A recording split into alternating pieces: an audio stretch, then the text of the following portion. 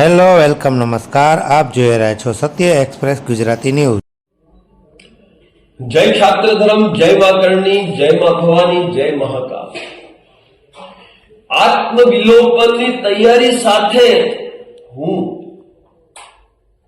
પહોંચી રહ્યો છું કમલમ, ભારતીય જનતા પાર્ટી પ્રદેશ કાર્યાલય ગાંધીનગર, અને કેસરિયા ઝંડા અને ડંડા સાથે પહોંચી રહ્યો છું. આપ સૌ પણ ઉપસ્થિતિ દર્જ કરો. આત્મવિલોપન શા માટે? જો મારા ક્ષત્રિયોને કમલમ સુધી પહોંચવામાં સરકાર કે પ્રશાસન રૂપ બનશે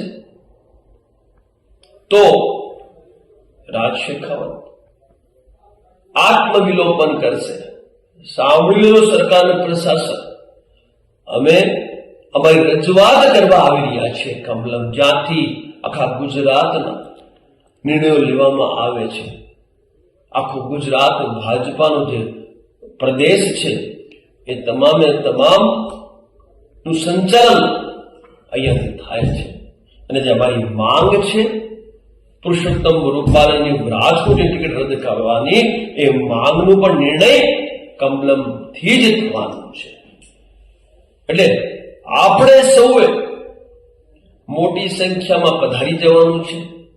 રૂકાવટ બને તો આત્મવિલોપનની ફૂલ તૈયારી છે મારી. સમાજ માટે શહીદ થવું પડે તો તૈયાર છું, પણ તમે પણ ધ્યાન રાખજો ભાજપા સરકાર, જો તમારા કારણે આ રાજ શેખાવતને શહીદ થવાનો વારો આવ્યો તો સત્તા જિંદગી ભર તમે ભૂલી દો, તમને ક્ષત્રિય સમાજ માફ નહીં કરે. એટલે કાલે મને કે મારા ક્ષત્રિય સમાજને રોકવાનો પ્રયાસ ન કરતા, કમલમ સુધી પહોંચવા દેજો અને અમારી રજૂઆત સાંભળી અને અમને ન્યાય તુરંત આપો, એવી અમારી આપની રજૂઆત છે. તો મિત્રો, પહોંચીએ કમલમ, અને આ અંતિમ જે આપણું ડગલું છે ન્યાય માટેનું, એ અંતિમ ન્યાયની આપણી લડતમાં આપણે સૌ ઉપસ્થિતિ દર્જ કરવાવી અને ઇતિહાસનું એક સ્વર્ણ અક્ષરોમાં સૌનું નામ અંકિત કરાવીએ.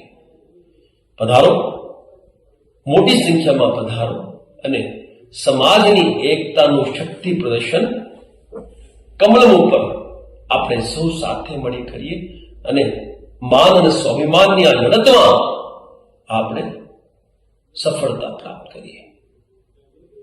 જય માતાજી, જય ભવાની.